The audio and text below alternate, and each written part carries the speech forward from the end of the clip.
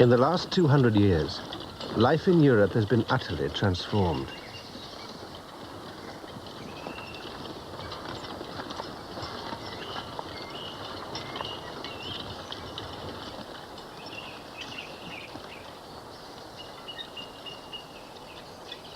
From an almost exclusively village-based farming society, we have become an industrial society.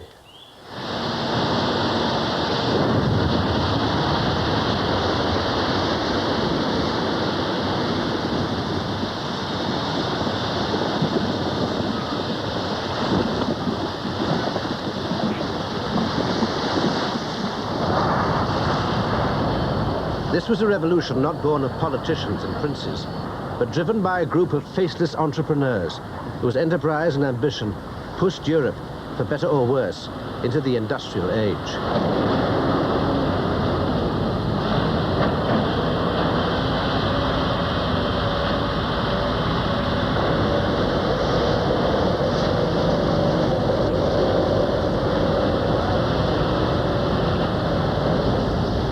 The iron the revolution needed was part of the Earth's original structure.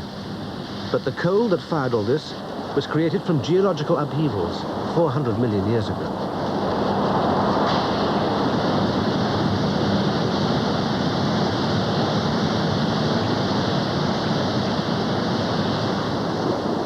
Records of those upheavals can still be seen in Europe's rocks, which buckled and contorted in a great collision of drifting land masses. The slow but relentless geological pileup that resulted in the creation of Europe itself.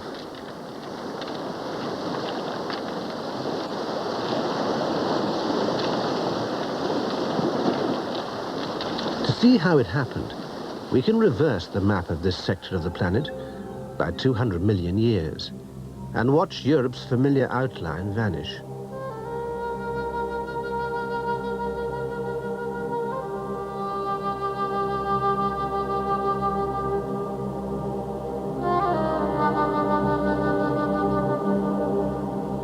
This was Europe 500 million years ago. Running forwards once more, the ancient continents start on their collision course. The force of that collision was so great that as they drove into each other, the land surface was folded up into great mountain ranges. Most of these mountains were once the size of Everest, and even after 200 million years of wear by water and ice, they're still impressive. Northern Spain's Picos de Europa still rise above the clouds to heights of 3,000 meters.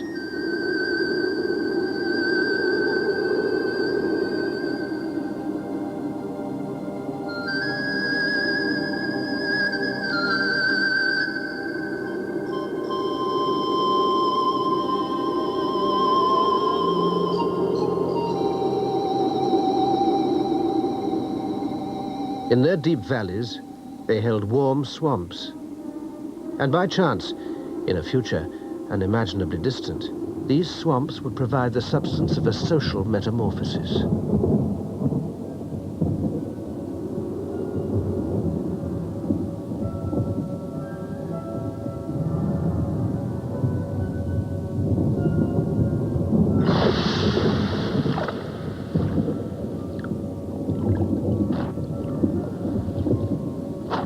For 45 million years, the swamps stewed. Plants and animals died and rotted, and in a constant simmering cycle, gave nourishment to new plants and animals.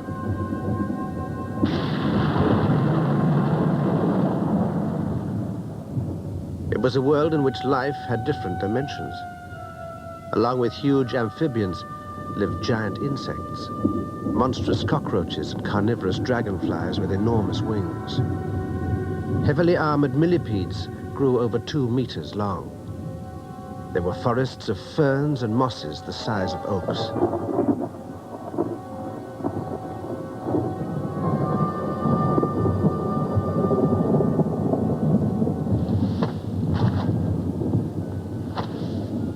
As the plants died and sank down to the swamp bed, vast amounts of organic debris piled up.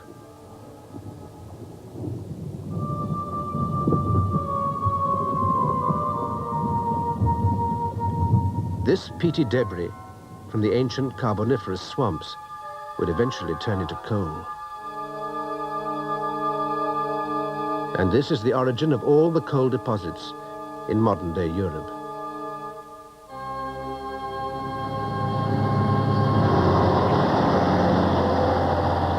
To make coal, the peat was buried under tons of silt and compressed further and further. Compression was so intense, so unrelenting, that 1 meter of coal represents 20 meters of swamp.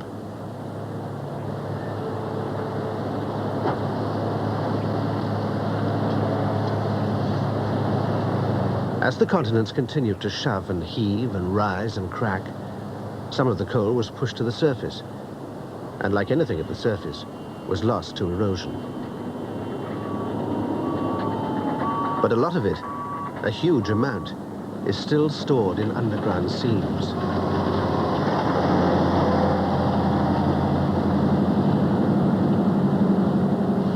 In Europe alone, about 4.3 million tons of coal are hacked out of the earth every day.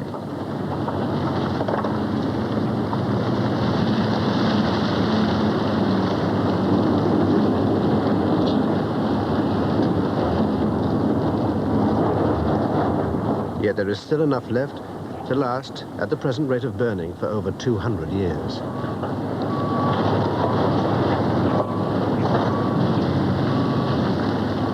This staggering consumption reflects coal's crucial position in today's European industry. Yet 700 years ago, it was hardly considered a resource. Coal, or sea coal, was first traded in a small way back in the 13th century as the poor man's substitute for wood.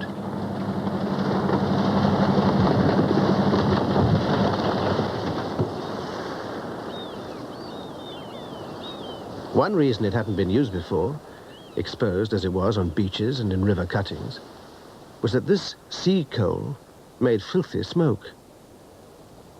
Laws were passed against burning it in towns, and medieval opinions about air pollution were definite. In 1306, one coal user was hung, drawn and quartered for fouling the common air supply.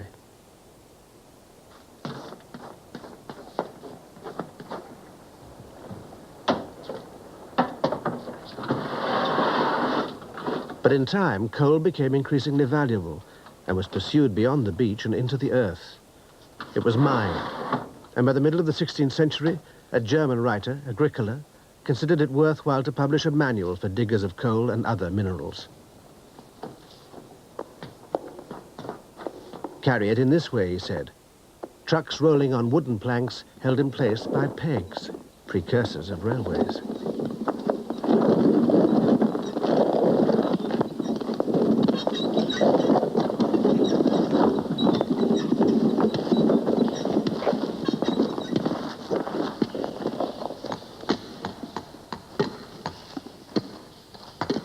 By 1600, about 50,000 tons a year were being brought to the surface.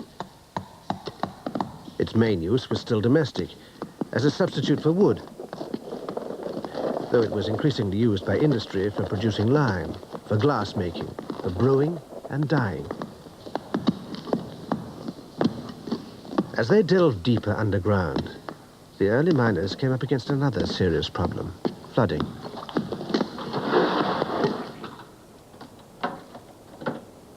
But here, Agricola was particularly ingenious, suggesting a wide range of pumps and rotating sponges and chains of buckets to get the water up to the surface.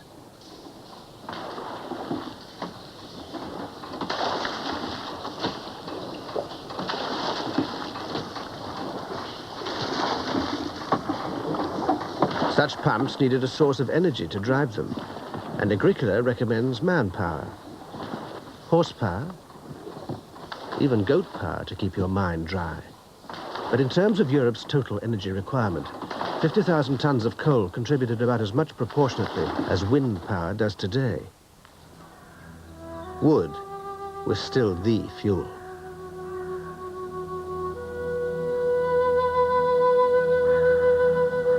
And the reason there was still wood to burn was that for many centuries, the woodlands had been carefully managed so that natural growth could keep pace with demand.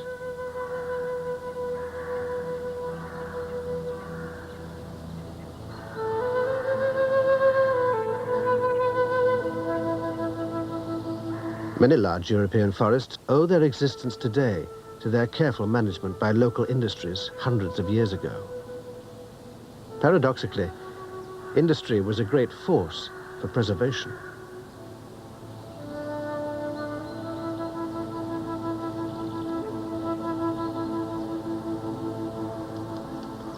Wood was needed for both building and burning. For burning raw and burning as charcoal for use in the making of iron.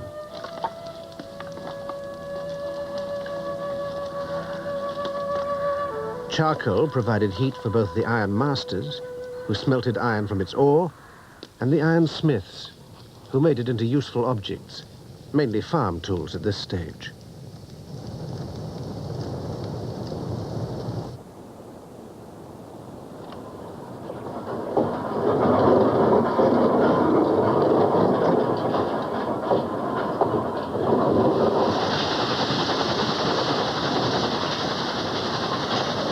Charcoal provided the heat, but water provided the power for early industry. Driving cutters, grinders, spinners, fans and pounders of all descriptions and uses.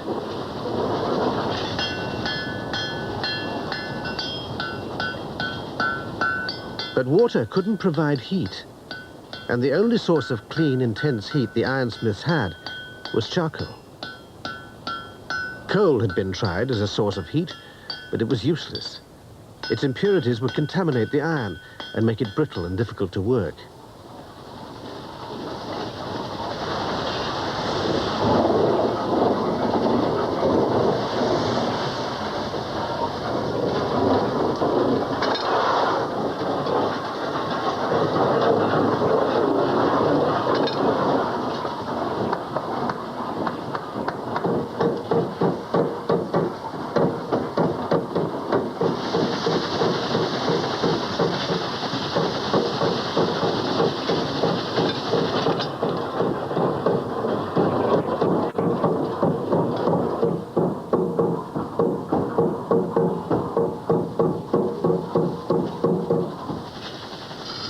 By the start of the 18th century, the ironsmiths had to live with a chronic fuel shortage.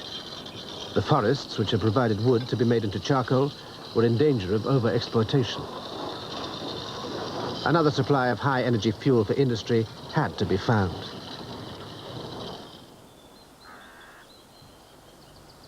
Lying in an unmarked grave, in a tiny burial plot in the center of England, is the body of the man who solved the problem. His name was Abraham Darby, and he joined together the emerging iron and coal industries for the first time, making possible the industrial age.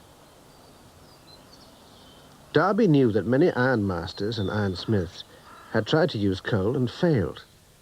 But in 1709, he began to use a special sort of coal.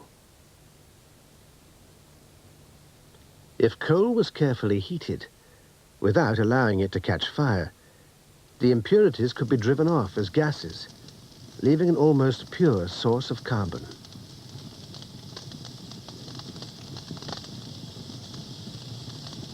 This pure form of coal is called coke.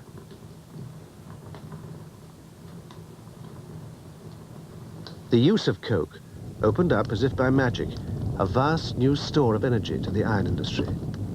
A whole epoch's worth of unburnt plant life. Ironsmiths used coke to work iron, and iron masters used it to extract it from its ore in the first place.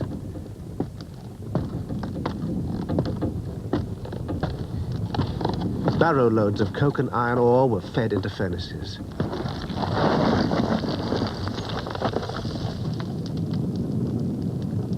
Water wheels drove great bellows which blasted the fire with oxygen and raised the heat so high that iron would tamely ooze out of its ore and gather in pools at the bottom of the furnace.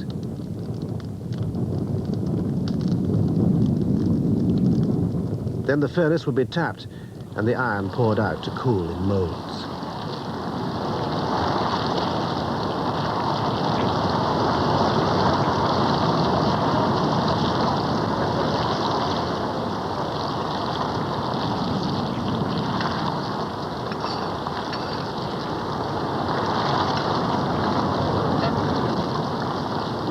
Because the molds looked a little like piglets suckling a sow, the iron became known as pig iron.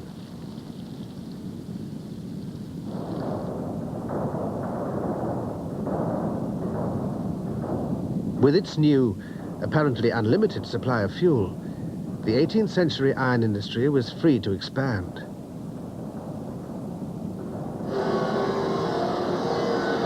The principle of smelting iron ore with coke, developed by Abraham Darby in 1709, underlies the whole of Europe's iron industry today. Instead of men with wheelbarrows, the coke and iron ore are delivered automatically at the top of the furnace.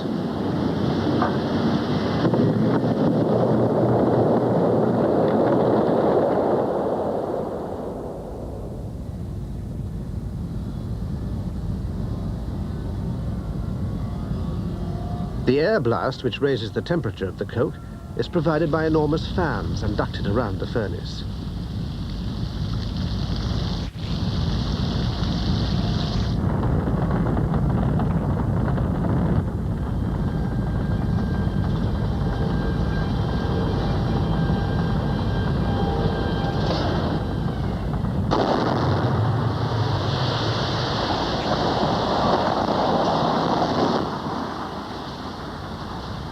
Modern blast furnaces are tapped every 2 hours, and the molten iron allowed to run off.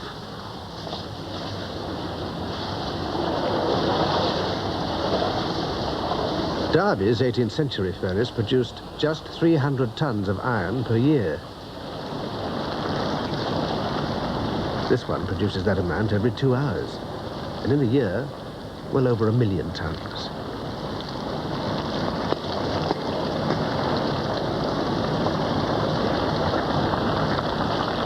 All this because of one man's simple idea, the resulting marriage of emerging industries, and what's known as a quantum leap, the rare, almost miraculous occasion when 1 and 1 make much, much more than 2.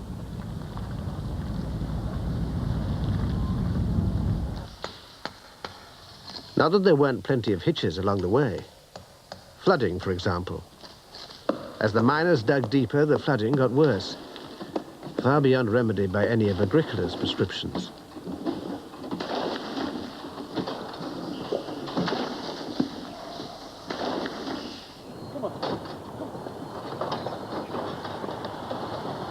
In 1711, Thomas Newcomen, an ironmonger from Devon, created for the specific purpose of pumping out flooded mines, the first steam machine.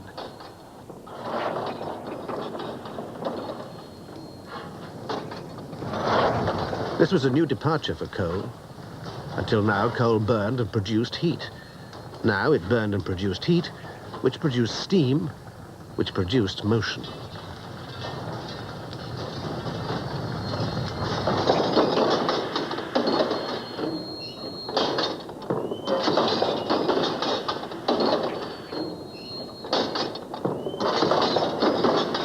The steam was raised in a boiler underneath the actual engine. The whole machine was controlled by a complex system of valves. These periodically opened and shut, injecting steam into the cylinder, causing the piston to go up and down.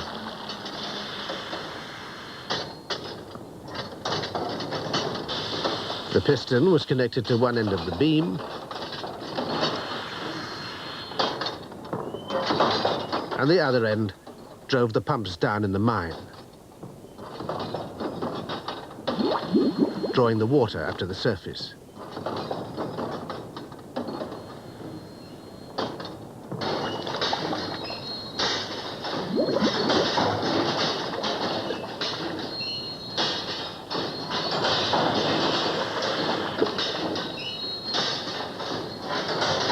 Although it looks primitive to us, in 1711, these coal-powered Newcomen engines were the cutting edge of high technology. And it wasn't long before the sound of the clanking Newcomen could be heard all over Europe.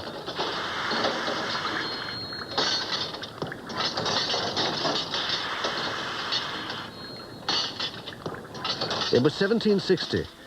The foundation for the Industrial Revolution was set, but that was all. As cylinders for the Newcomen engines were carted to another mine, the country they crossed was still strictly agricultural. The whole of this country, a German said of England in 1761, is not unlike a well-kept garden.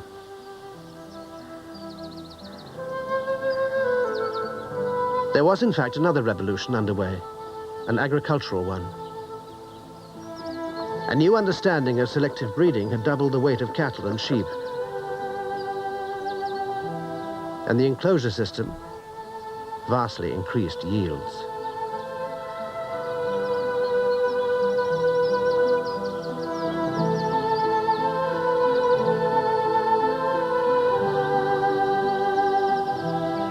And the private concentrated agricultural wealth was now pumped into the emerging industries.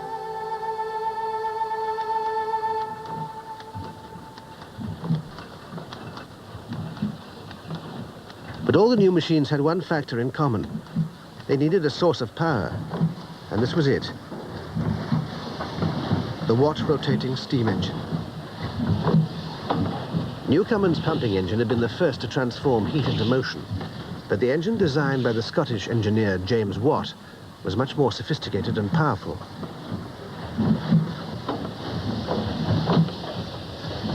Instead of simply going up and down, it went round and round. It was thus capable, via a system of belts, of driving all sorts of industrial machinery. In 1790, for the first time, a Watt engine was installed in a weaving factory. And from that point on, Britain led the world in industrial production.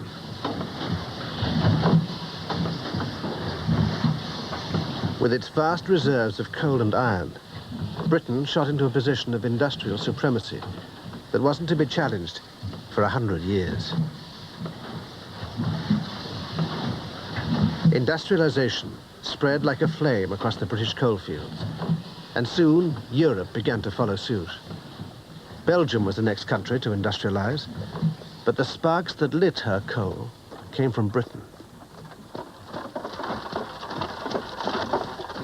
British entrepreneurs drove across Europe looking for new opportunities and dreaming of filling the world with machines. One such was John Cockerill, and a contemporary record gives a vivid account of what was happening all over Europe.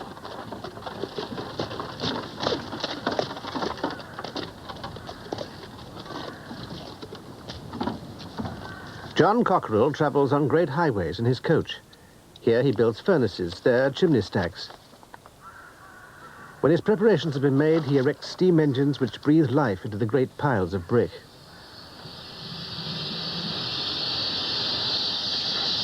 And the next day, the peasants hear a rhythmical noise coming from the factory, like the breathing of some enormous monster, who, once he has begun to work, will never stop. They do not realize that this silent man is far more likely to turn their old world upside down than any revolutionary with his pockets stuffed with political manifestos.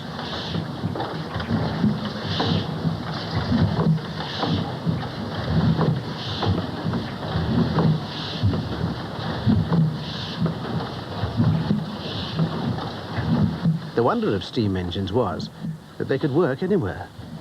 You could put your factory wherever you wanted it. Near raw materials, near markets, near labor.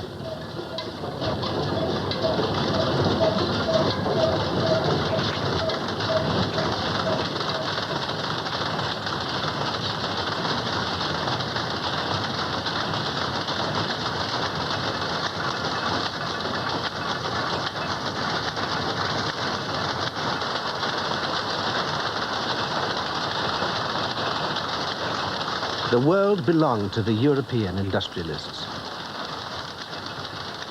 Productivity was up. Profits were up. All that was keeping them from making twice as much was the unfortunate phenomenon of nightfall. But after 1802, even that stopped being a problem. Another British engineer, Murdoch, had the brilliant idea of using the gas driven off coal during the coking process as a source of lighting. Almost as soon as they heard of the idea, European entrepreneurs realized that the gas lighting could indeed keep their factories going all night. John Cockerell was one of the first to lay in piping.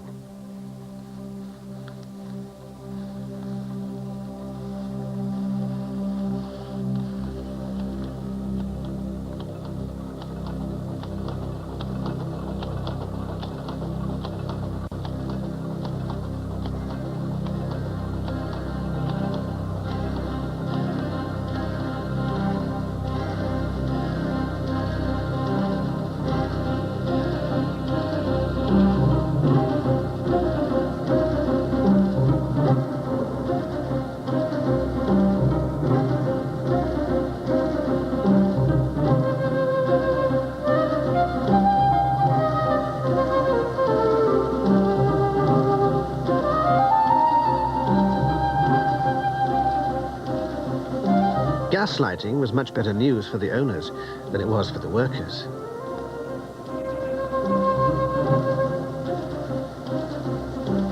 By now, all the social ills commonly associated with the early industrial revolution were well in place.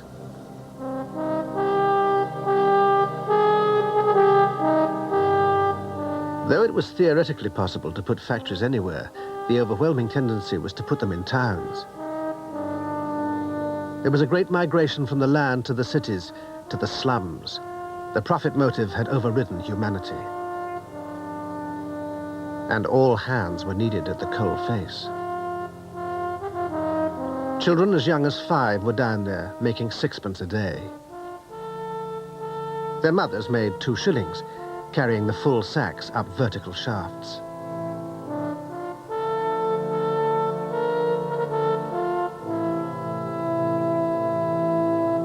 In 1841, the French prohibited children between 8 and 12 from working for more than 8 hours a day. It was all right, though, for 12 to 16-year-olds to work for the full 12 hours.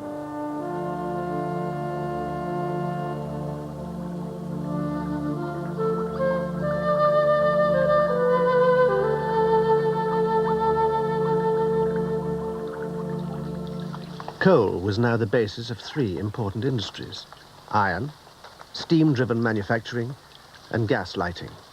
It was overloading the transport network. The canal system coped until the rise of Napoleon in France made war imminent, and the British Army requisitioned the barge horses. In some areas, the canals lost their source of power and lay idle.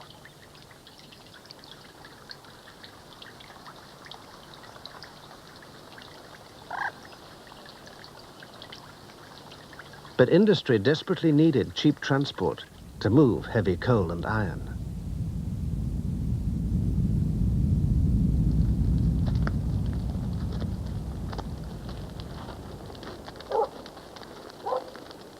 The mother of invention was there, and so soon was the invention. In 1804, the year before the Battle of Trafalgar, Richard Trevithick, a Cornish engineer, imagined another way of transmitting heat to steam, to motion, and produced the first viable locomotive for a Welsh ironworks.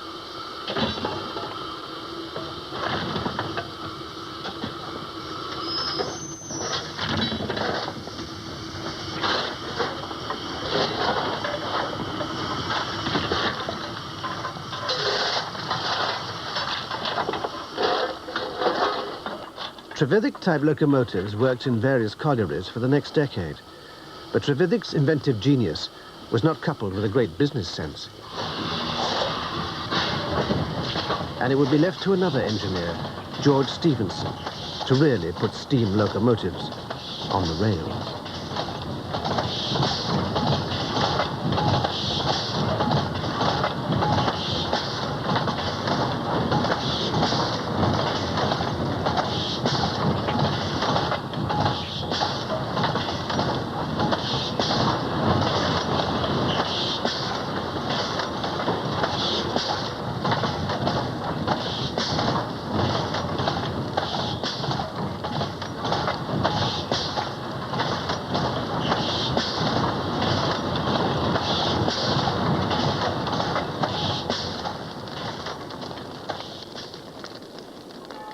In 1825, on the 27th of September, before a crowd of tens of thousands, Stephenson's locomotion made its first run.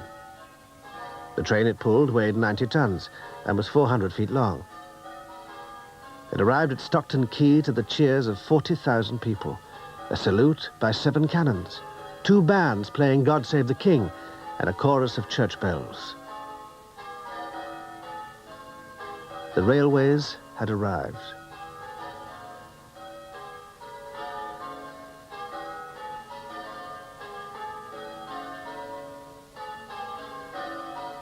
Driven by the railways, industrialization stretched even further across Europe, fanning out like a miasma from every coal field.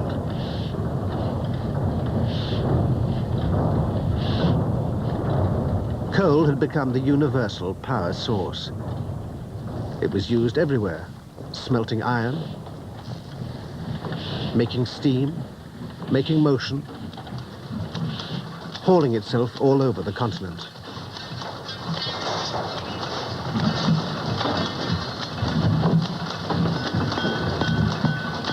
But coal was bulky and heavy. What was really needed was a way to transform it into another sort of energy altogether. One with no weight and no bulk. In a word, electricity. In 1867, Werner von Siemens perfected the dynamo and created a whole new industry.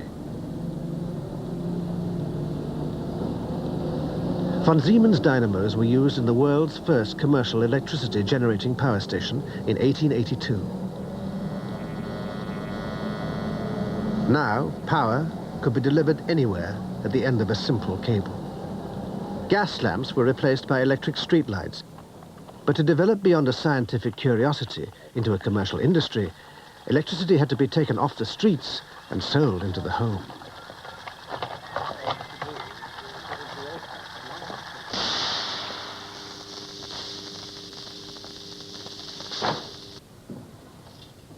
Lighting was the first obvious domestic use for electricity, in the form of the new filament lamps.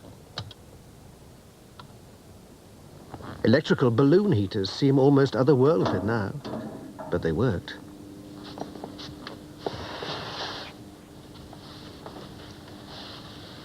There were cigar lighters, and gadgets that produced what the makers claimed was therapeutic electrical massage.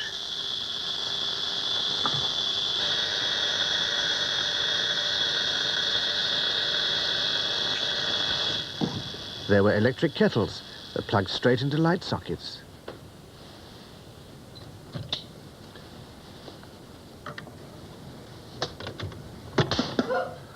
Then, as you got into bed,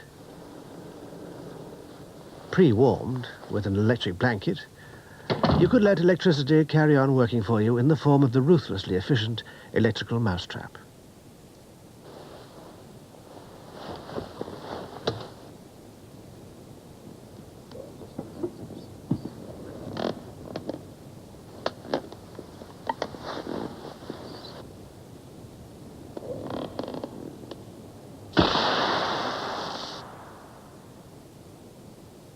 Germany was at the forefront of the electrical industry, and yet it had been born, as it were, with an industrial handicap. Its coal and iron reserves were widely separated. The arrival of the railways suddenly solved that problem, linking them together.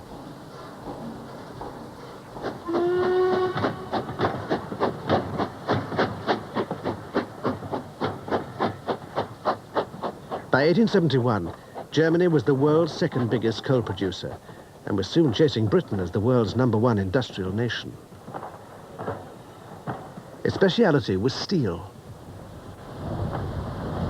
Steel is refined iron, iron with its native impurities removed. Steel is, for all practical purposes, almost pure iron, with a few carefully controlled additives. And the principles of purification that the Germans were using at the end of the 19th century are no different from the ones that are used today.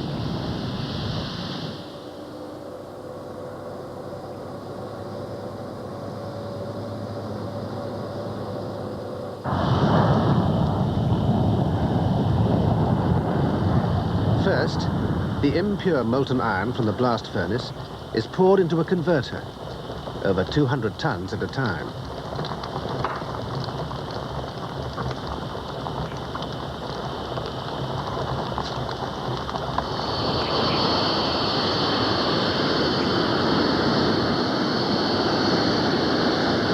Then, a water-cooled lance is dropped, like a giant swizzle stick, into the molten iron. Next, pure oxygen is bubbled through the lance and into the iron. As the oxygen bubbles back up, it combines with the impurities, turning them into slag and gases, which are driven off.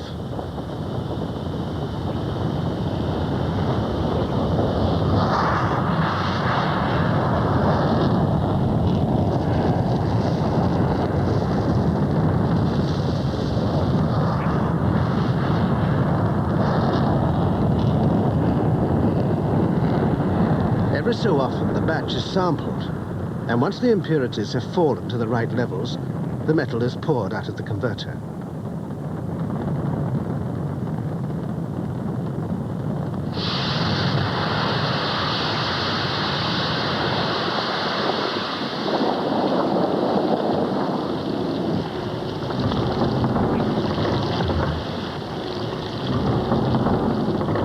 The molten metal, now transformed from iron to steel, is cast into 10-ton slabs.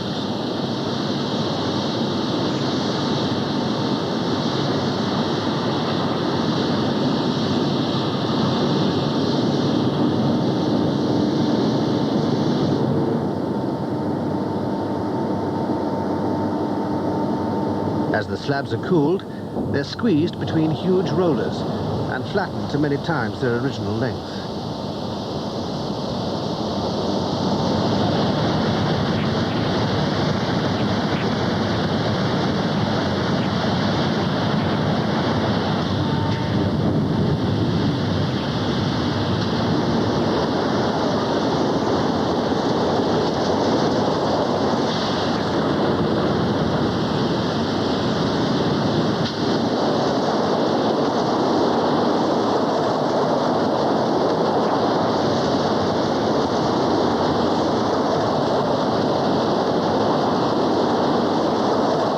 The sheets finally are rolled out and wound up into gigantic coils.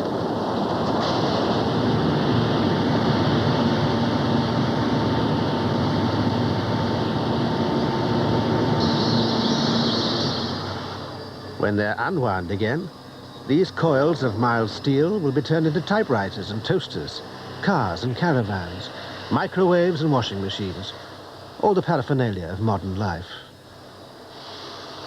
But back in 19th century Germany, not all of those things had been invented yet. What had been invented, the kind of products that, in human history, have always been among the first to emerge from a new technology, were weapons, modern weapons. Europe's leading purveyor of these was Alfred Krupp, whose factory this was. The competition among Europe's nations for economic and manufacturing advantage had easily boiled over into an arms race, which Krupp and others were happy to accommodate.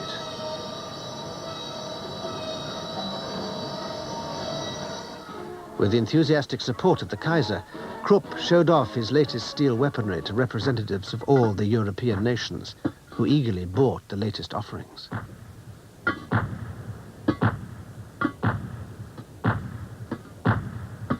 All of Europe was now swept by industrialization, even the backward giant Russia. Russia suddenly had factories, and peasant serfs were about to be coerced into an industrial workforce.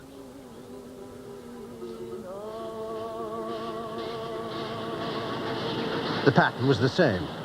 Railway lines linked iron reserves to coal reserves, with ironworks at either end. To the peasants, it was like being propelled 800 years into the future, a not very nice future. They even had to be taught how coal was supposed to be mined.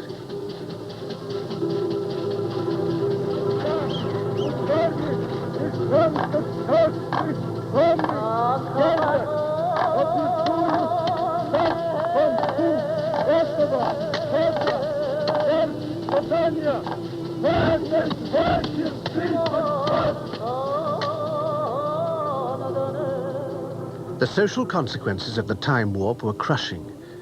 But the Russians did have an abundance of the Industrial Revolution's twin supports: iron and coal.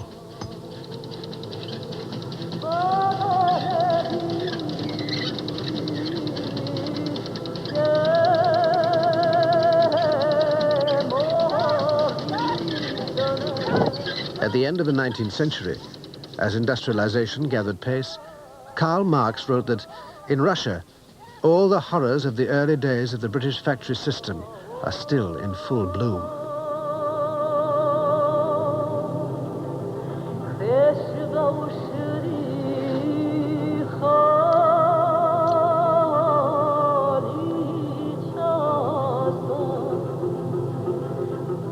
Nevertheless, these exhausted Russian peasants drove the Industrial Revolution forward.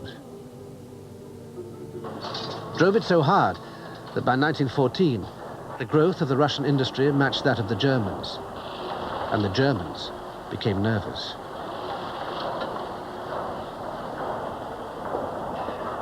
Tension between European nations reached a crescendo.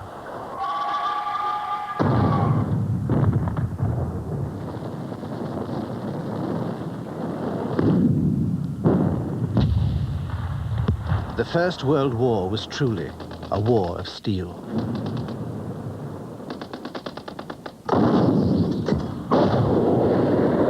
Every yard of the disputed front had to be supplied with tons of munitions.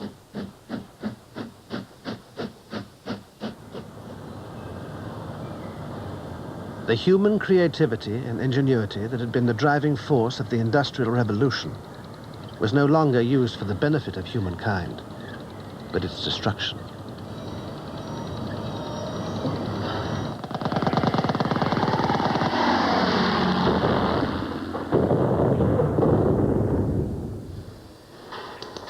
This war for European supremacy pitted the industrial might of nation against nation, factory against factory.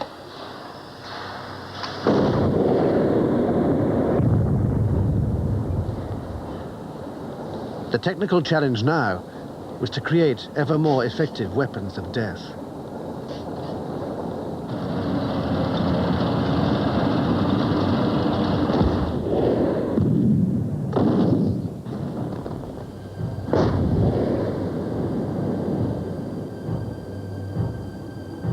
Coal had been the power behind the whole Industrial Revolution. But the same upheavals that had created coal created another resource, over 1 million times more powerful. A force for good or for evil. Uranium. During the formation of the mountains that had created the coal swamps, the plates of the Earth's crust had become molten.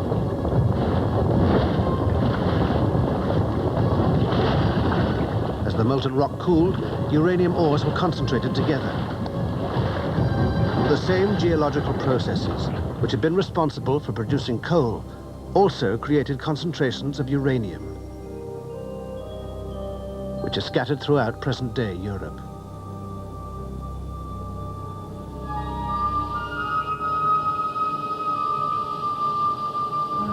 The uranium was in solution in water and under enormous pressure.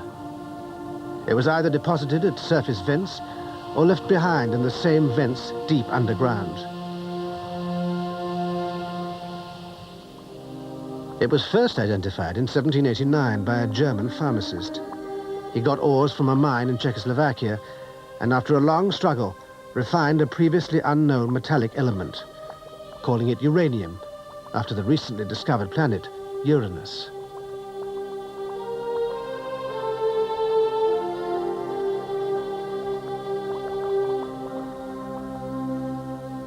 By the 19th century, uranium was being mined commercially. It was used to make special steels and, almost unbelievably, as a medical cure-all for eczema, ringworm, spots, and headaches.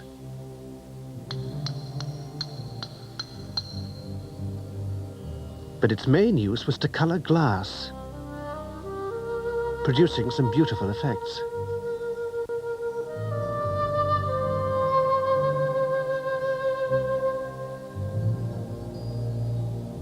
from iridescent greens and velvety black to lemon yellow and salmon pink. Queen Victoria herself was presented with a set of uranium-colored glass.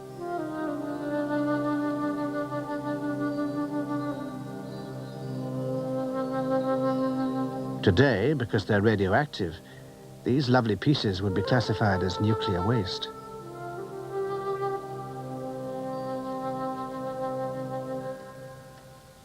But the full implications of the term radioactivity surfaced very slowly.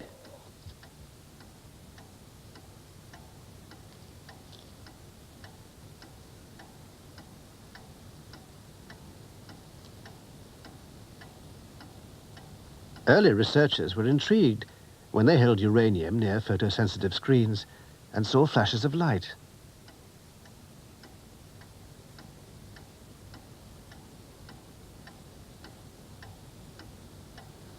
They realized that the atoms in uranium were unstable, constantly flying apart and showering the near neighborhood with invisible high-energy particles.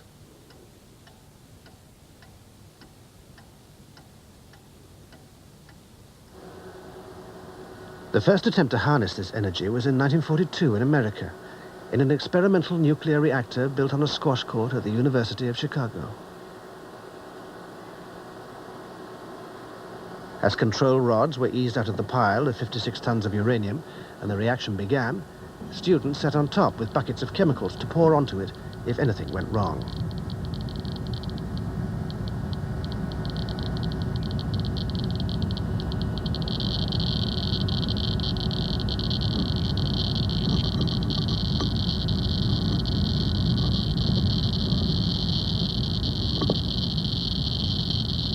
On the 2nd of December 1942, the first ever man-made nuclear chain reaction was underway.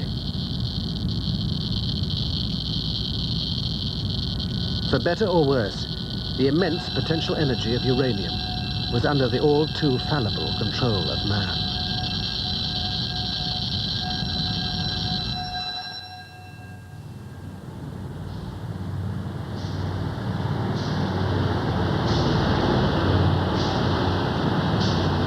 When in 1945 the first nuclear bomb was dropped on Hiroshima, uranium entered politics.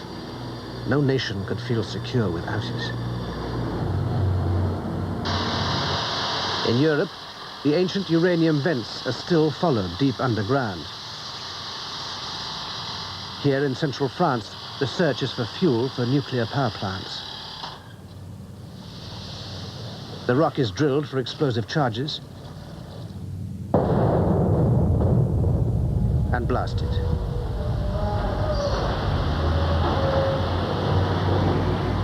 The amount of uranium in the rubble is minuscule.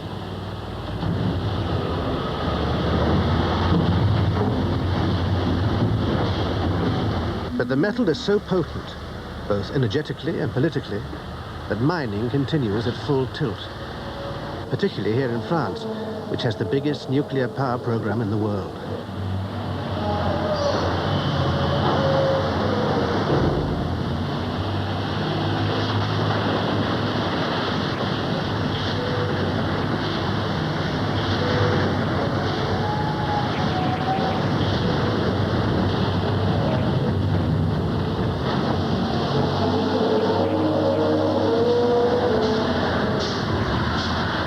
The huge lorries and dumpers race around an underground maze of tunnels, like some howling medieval monsters in search of their prey.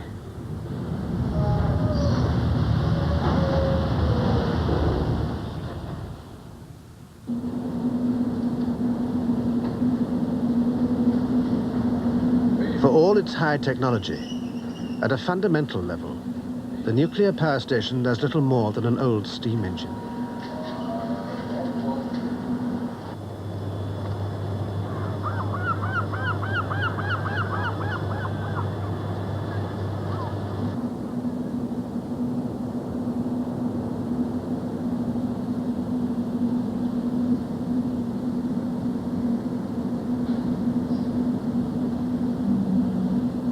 The fuel rods, full of enriched uranium, are packed together in the core of the reactor, and that causes a chain reaction, and that makes heat. The heat boils water, nothing more, and water turns into steam. The steam, under high pressure, turns the blades of giant turbines.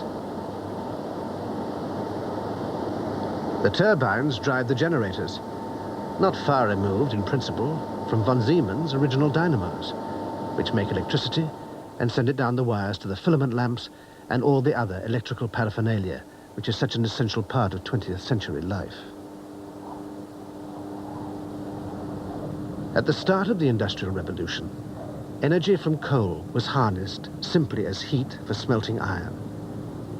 When coal again provided the energy to drive industrial machinery, European society was transformed. Energy from coal, uranium, oil and gas now drives the whole of the continent. Those first hesitant European steps at burning coal to smelt iron touched a fuse which 300 years later has lit up the entire world.